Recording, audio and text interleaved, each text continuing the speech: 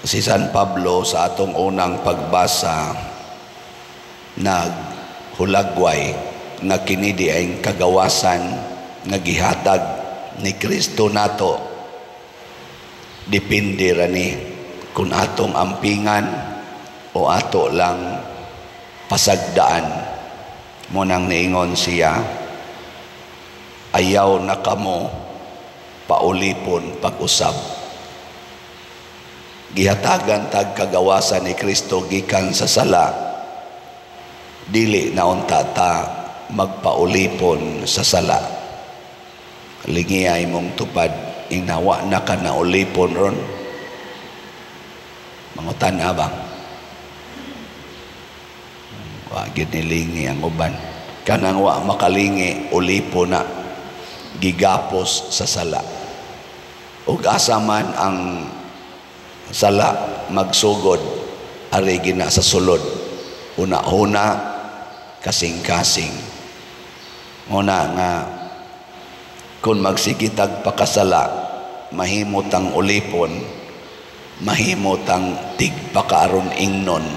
Unsa man ang tigpakaron ingnon, kanang may kay siya, maningkamot siya, na ang naas gawas niya, iyang naong, iyang gisulob, iyang balay, iyang sinultihan, iyang mga actions, iyag yung paningkamutan na nindot.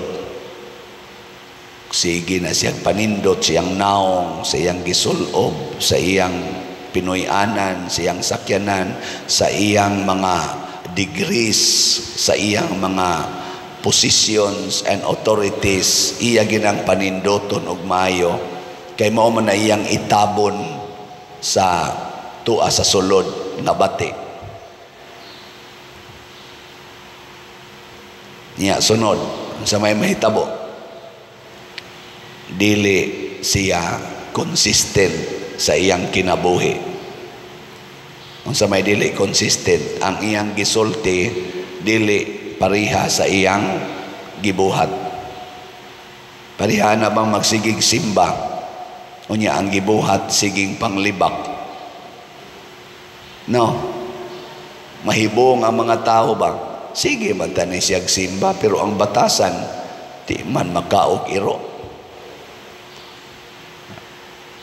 Lingiyay mong tupad, ang nadili ka pariha ana. Sigig simba, sige lang yapog pangasaba sa mga anak. Hapit na lang patio ng anak o kasaba, pero sigig simba.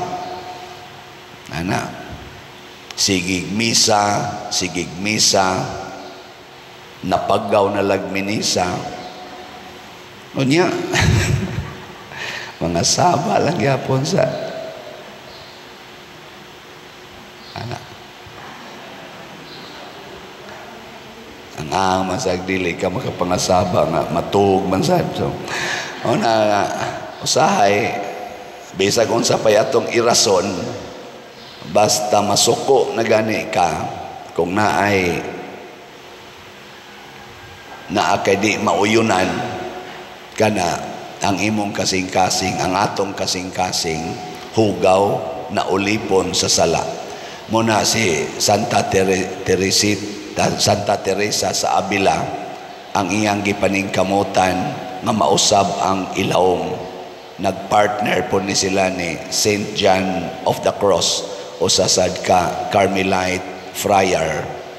Mao na ilang gipaningkamutan. Unsa may gitudlo ni Santa Teresa, kanang iyang gitawag og interior castle.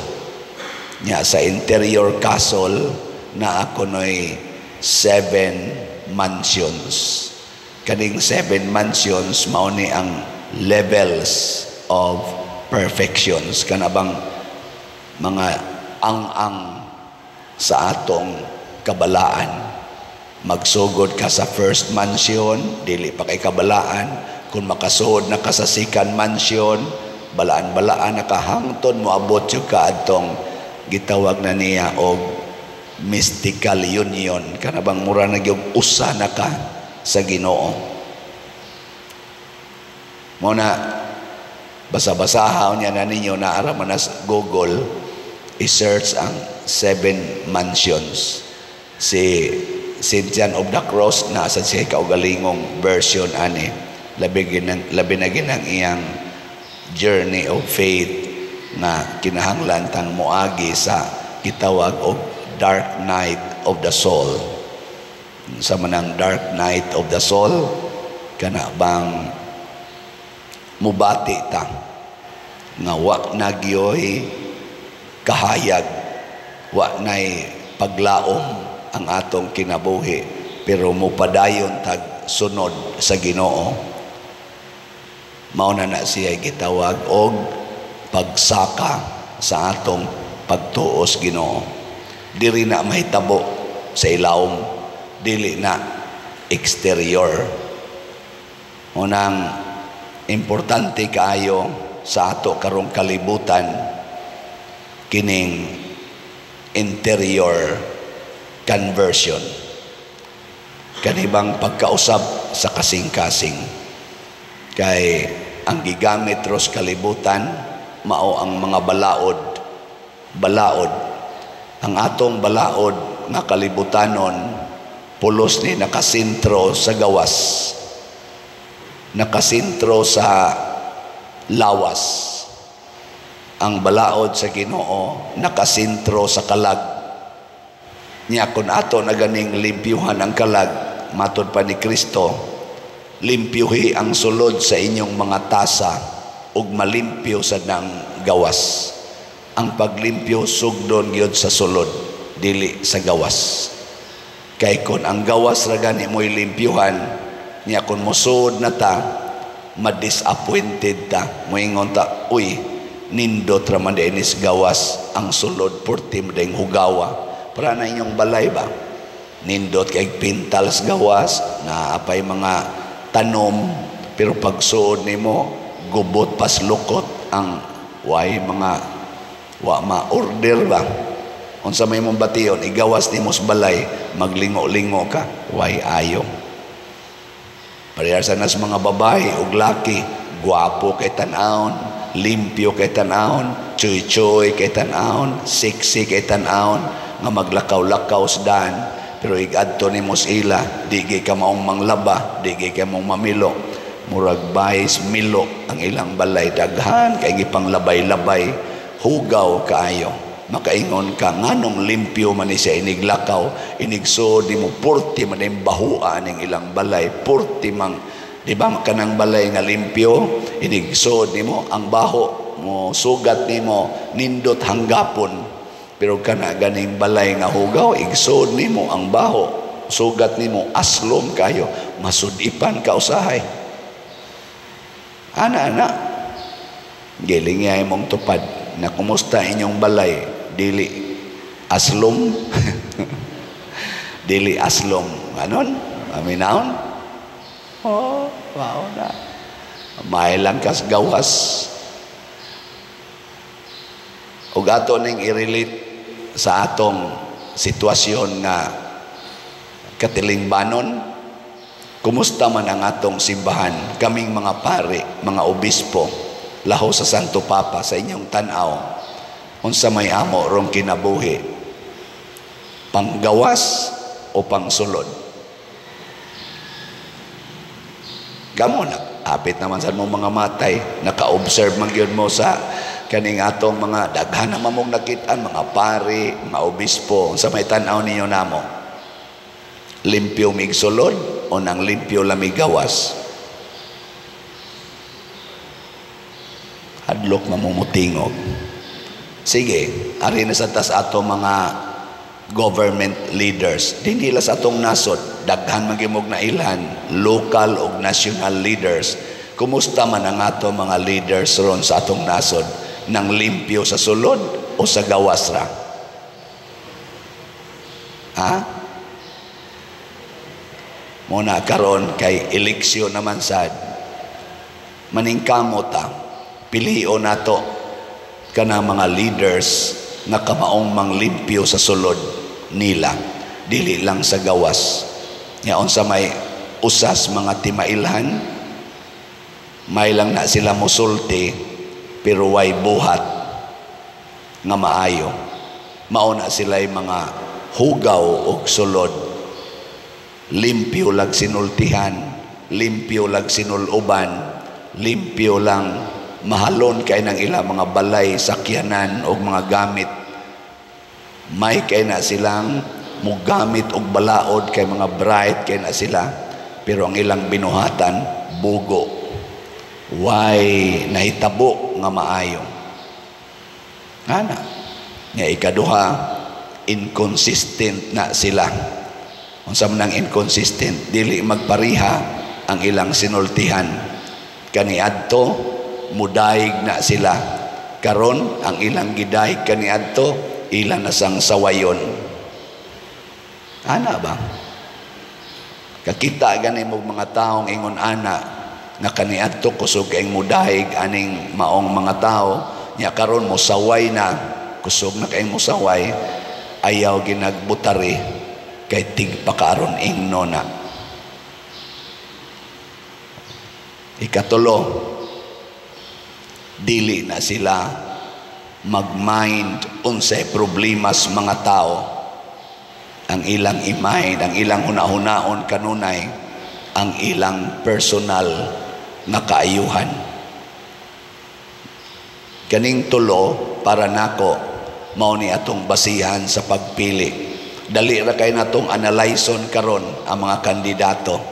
Maminaw lang ta sa social media, naa na diha sa YouTube, naa sa Facebook, daghan na kay mga comments, tinuod naa dihay mga trolls, naa dihay kuan, pero sa sige natong paminaw og sa atong personal nga pag-verify kay di man sana matago sila kay mga public servants man na, makakita dayon ta og atong desisyon. Pilion nato ng consistent. Kana bang sukad sa pagsugod nila sa politika ang ilang baruganan pirmi gyong para sa katawhan, sa Tagalog para sa bayan, di maghunahuna sa ilang. Ikaduha, wa na sila magpanindot sa ilang mga sakyanan, sa ilang mga isulob, sa ilang mga naong, wa na sila magpanindot, pero ilang panindoton ang ilang gialagaran nga katilingban. Pilion na nato mga tawhana.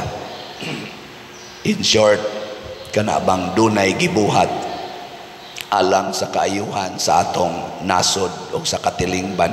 Sayon ra gyapon kay nang i-check, naara na sa Google, naara na sa Facebook o sa YouTube. Negative, positive, trolls, truth, ato na diyang musa tana. Nga labaw sa tanan, pilion na natong mahigugmaon nga leader. Dili mahigugmaon sa iya lang mga partido, mahigugmaon sa tanan. Kanabang dili palaaway. Ganahan ba mo nga atong leader palaaway? Muna kanang sigig pangaway, labi na gid sila ra say unay-unay away, kaniadto amigo sila, karon awayo na sad niya. Kanang klasihas mga tao, di na nato pilion. Sayang ang atong ihatag nga pagsalig ana niya. Way siguro unayo na sa tag-away. No? Na may daghan, makita man na nato. Niya ang problema ron sa atong nasod nga grabe kayo, gauna gining drugas. Kamo hastang ato mga barangay kapitan o mga local leaders, kay bao na mo nisugod na sa baha ang drugas. Gani nanatay mga kailang nangamatay, sugod na sang pinatyanay related sa drugas. Kinsa may musumpo niini, kinsa may dunay agi nga nakasumpo ani atong tabangan. Sunod kining korupsyon. Grabe ron ang korupsyon. Daghang questionable funds na ngawagtang sa atong panudlanan, why nagpakabana. Why nagpakabana? Naidaghang mga revelations in public nga nawa ni tagpila ka billions of pesos. Why nagpakabana? Luoy.